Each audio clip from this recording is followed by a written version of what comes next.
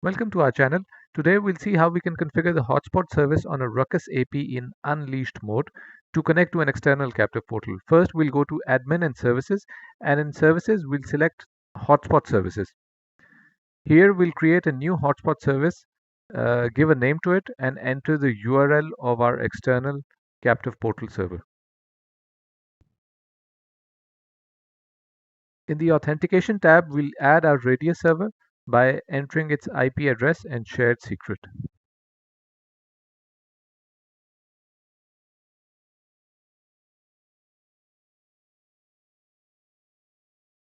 In walled garden, we'll specify the IP of our external portal server.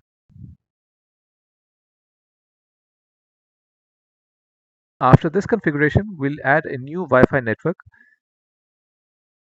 In usage type, we'll select hotspot service and we'll make sure that the service we just created is selected here.